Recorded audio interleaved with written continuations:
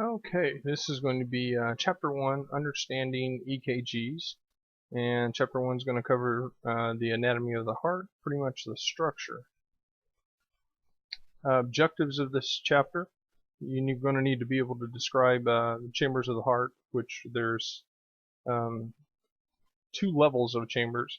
In the upper area, you have the atria. This is both left and right. And in the lower area, you have the ventricles. So this is, again, is both left and right. You need to identify the location, shape, size of the heart, name of the layers of the heart, and the name of the valves of the heart. Describe the structure and function of the blood vessels, the arteries, the veins, and the capillaries. Discuss concepts of pulmonary circulation, and this is going to be the movement of blood through the pulmonary trunk. And explain the concept of systemic circulation, which this is going to be blood as it's transported out into the body and the aorta.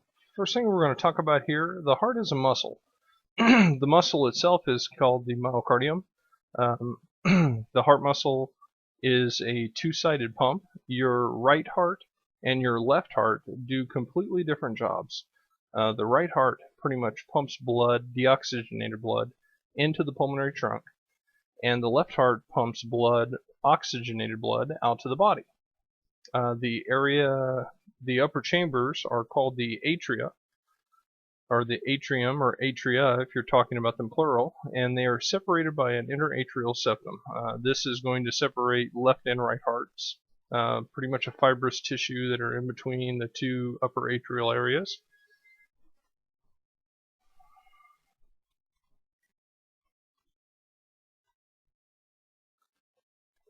The coronary sulcus surrounds the outside of the heart and divides the atria from the ventricles.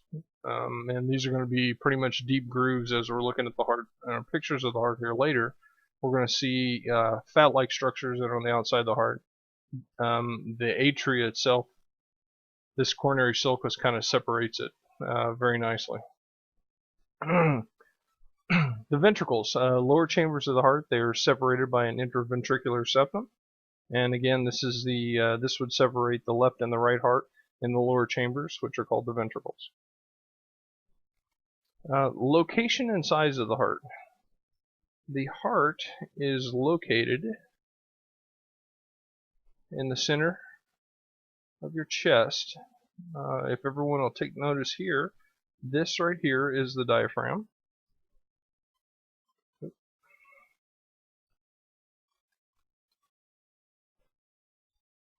This right here is the diaphragm. My apologies. The heart is located here, and it's in a section all to its own called the mediastinum. The great vessels, you can see them here, which are the aorta.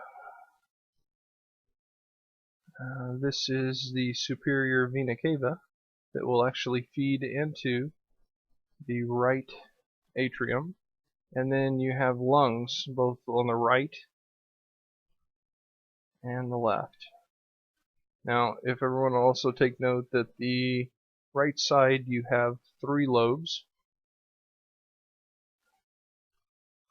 and on the left you have 2. That's because the heart takes up a good section of the left side in the pleural area. Now, each one of these areas are sectionally divided. Pleural space surrounds the right lung and the left lung. In the center, where the heart's actually located, you have something called a mediastinal space, and you can see a little bit of it right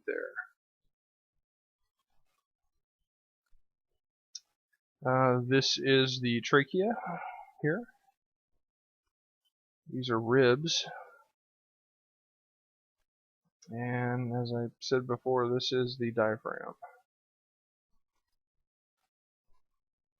Heart's located in the mediastinum, lying in the front of the spinal column, between the sternum and between the lungs. 2/3 lies to the left of the midline. Apex lies just above the diaphragm. Base lies at the level of the 3rd rib. Size of owner's closed fist. And give or take, we know that people all the time have increasing demands.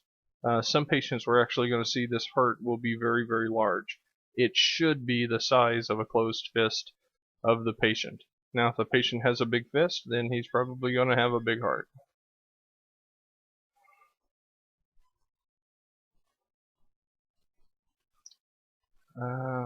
This is a little backwards to some people, so about the third rib, which is here, this is the base of the heart, which is actually at the top, and this here is the apex of the heart. The diaphragm, again, floats right below that. Now, the best place to perform a pericardial centesis, if you had to do one, is to angle a needle here at the xiphoid process at about a 45-degree angle, trying to get in between the sac and the actual heart itself. Right border, left border, apex, and the base.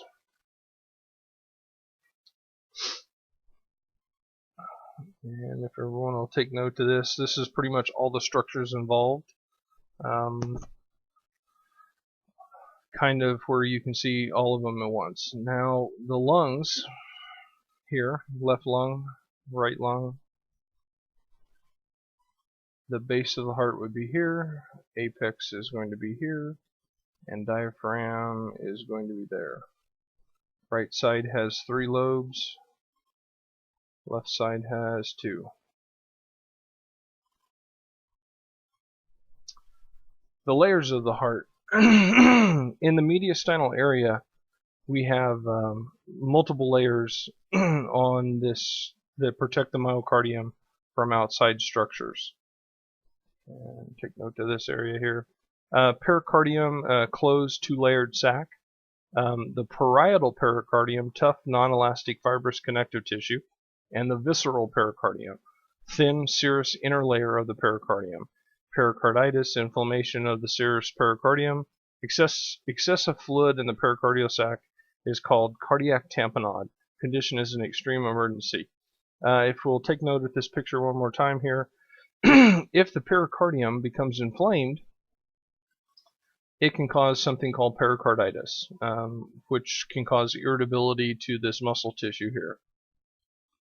This could give us PVCs and all kinds of stuff. Depending on where the location of the pericarditis is, it could give us even PACs, PJCs, or PVCs, which are funny, weird-looking beats, extra beats that should not be there. The visceral pericardium is going to be the one that always touches the organ. The parietal pericardium is going to be the one that's on the outside. A pericardial tamponade is whenever you get bleeding in between this pericardial sac and the heart. Now, what this does is this will collapse the chambers of the heart inward and decrease your ejection fraction. Now, the decreased ejection fraction will cause a loss of cardiac output and make you hypotensive. Now, unless something is done, this is a self-perpetuating circle. It gets worse and worse and worse. The heart wall, whenever we're talking about the actual muscle tissue itself. The epicardium, smooth outer surface, coronary arteries located on the surface of the epicardium. The myocardium, thick middle layer of the heart composed of cardiac muscle cells, responsible for the heart's ability to contract. And the endocardium, innermost layer composed of connective tissue, requires constant uninterrupted oxygen supply. Now, as far as looking at this picture again, the endocardium is going to be the inside layer. So anything that would be touching this would be considered the endocardium. The outer side that would be touching the pericardial sac is called the epicardium, the outermost surface layer. All of this section that's in between here is called the myocardium. So whenever a person has a myocardial infarction, they have an infarction of the muscle tissue in this section right here. Valves of the heart. 4 valves allow blood flow to flow in one direction, and you have 2 sets of valves in the heart. You have the atrioventricular valves, which are going to separate the atria from the ventricles, and then you have the semilunar valves, which are going to separate the blood supply either entering into the pulmonary trunk or the lungs, or entering into the systemic circulation, which would be done through the aorta. The atrioventricular valves, so located between the atria and the ventricles, allow flow from the atria into the ventricles, and they prevent backflow from the ventricles. The tricuspid valve has 3 cusps. That's where it gets its name from, tricuspid, located between the right atrium and the right ventricle. The mitral valve, or the bicuspid valve, has 2 cusps, and this is located between the left atria and the left ventricle. The semilunar valves prevent backflow of blood into the ventricles. Each valve contains 3 semilunar or moon-shaped cusps.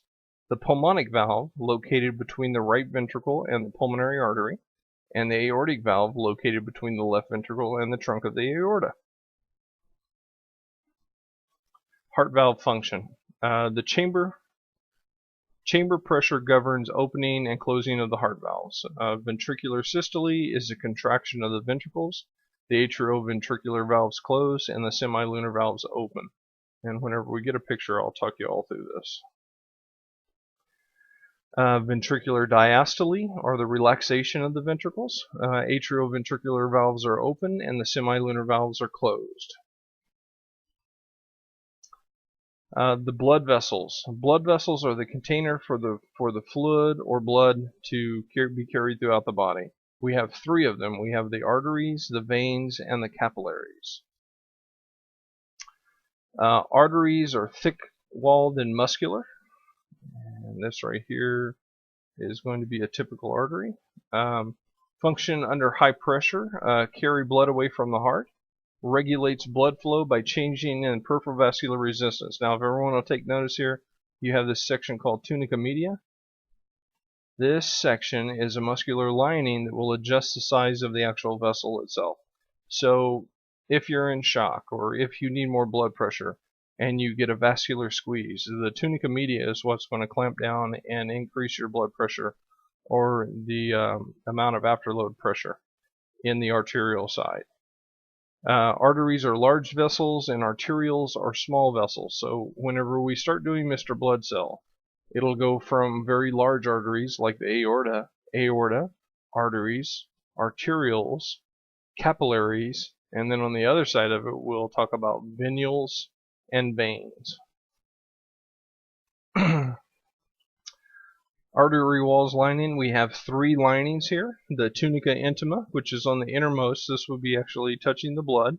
We have the tunica media, and this is the smooth, elastic inner middle, or the muscular layer of the actual artery.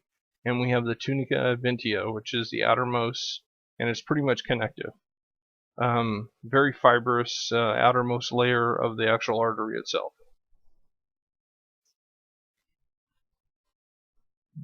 This right here, tunica intima, innermost layer. Do you see how it has these little cells in here? This is 1 cell layer thick. This area here. All of this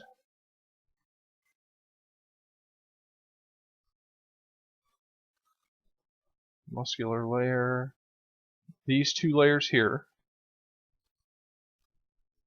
are considered the tunica media, and we have an elastic membrane which kind of surrounds the tunica intima, and then a muscular layer that surrounds that allows for contraction. It's made mostly of smooth muscle. And then on the outermost layer, if we were dissecting and looking at this, it would have the tunica adventia, which is the outside layer of the actual artery itself. If you'll notice here on a typical vein has 3 parts to it as well. It also has a tunica intima, a tunica media, and then a tunica adventium. The one thing that it's missing is this muscular layer that is on the artery here. And a capillary is pretty much like the tunica intima here, just 1 cell layer thick. And the reason that it's only 1 cell layer thick is so whenever you have red blood cells in here and they are carrying oxygen, they can transfer the oxygen to the tissues. Now, in the capillary level, this is where all the cellular respiration or the cellular oxygenation would occur. The coronary arteries and the coronary sinus. Coronary arteries, there are 2 main coronary arteries, which are pretty much the left and the right coronary artery. They arise from the trunk of the aorta, provide oxygenated blood throughout the heart muscle. And the coronary arteries supply the heart with oxygen, and they just as soon as the blood is ejected from the heart, the first 2 openings that are there are the coronary artery openings, and those are protected by those semilunar valves. Left coronary artery divides into an anterior descending artery and a circumflex artery. Anterior descending supplies most of the anterior portion of the heart, which would be the front of it. The circumflex extends around to the posterior side, and this circumflex runs around the side and goes to the back of the heart. Major branches supply the lateral walls of the left ventricle of the circumflex. The right coronary artery extends around to the posterior portion of the heart. It comes right out and kind of heads off diagonally across the right ventricle. Branches supply blood to the lateral walls. Posterior interventricular artery supplies the posterior and inferior walls of the left ventricle. Also supply a portion of the electrical conduction system, and this is the right coronary artery that would be doing that, or the distal branches of it. Coronary sinus, also called the great cardiac vein, serves to receive deoxygenated blood from the veins of the myocardium, and this is after the myocardium actually used the oxygen. Empties into the right atrium. Second thing on here is we have the veins, and we talked about these in an earlier slide, but go through them again. Vessels that carry blood back to the heart. Venules are actually smaller versions of veins, and they operate under very, very low pressure.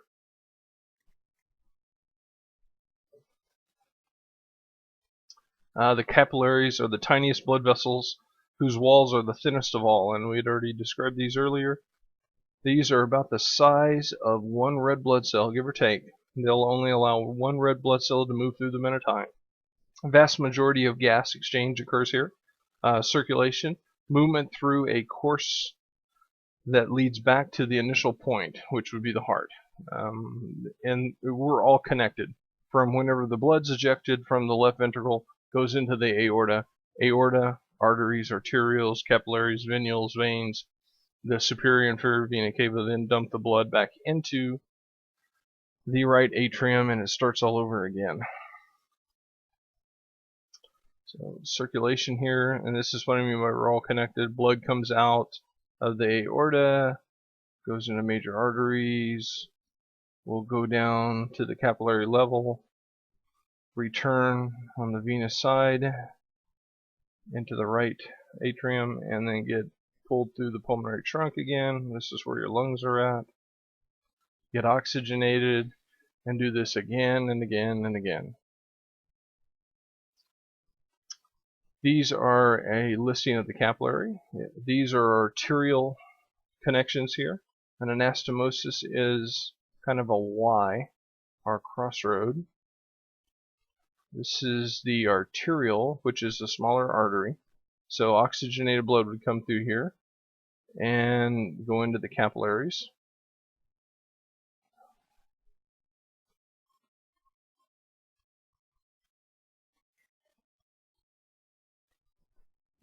And go into the capillaries here.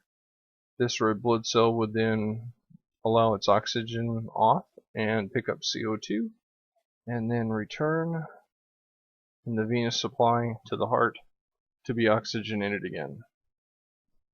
Capillaries, venules, veins, superior and inferior vena cava, right atrium, starts all over again.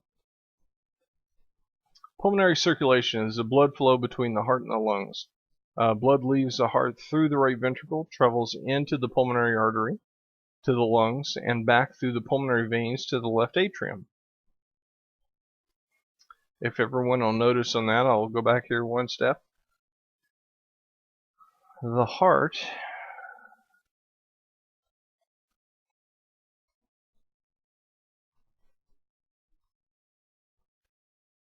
this is the pulmonary semilunar valve. So the blood comes into the right atrium, goes into the right ventricle, and then gets pumped into the pulmonary artery. And the reason they're calling it a pulmonary artery is that it is carrying blood away from the heart, even though it is deoxygenated. So the pulmonary artery then branches off into the lungs where it gets oxygenated. Then it comes back on the pulmonary vein, which actually dumps oxygenated blood into the left atrium. The left atrium then would fire and pump it into the left ventricle. And then the next semilunar valve, the blood would be ejected into the aorta and out to the body. Aorta, arteries, arterioles, capillaries, venules, veins, superior and inferior vena cava, back into the right atrium all over again. Blood flow between the heart and the body. Blood leaves the left ventricle, travels through the arteries, capillaries, and veins of the body system and back into the right atrium. A summary of this. Understanding the anatomy of the heart and blood vessels will assist you in understanding of any dysrhythmias and their causes. If there's any questions over the slide set that we had just looked over, or chapter 1, please feel free to call me. Roy Smith, number listed on the slide, 401-219-7613, and you can email me at smithr@imsa.net. Thank you for your time.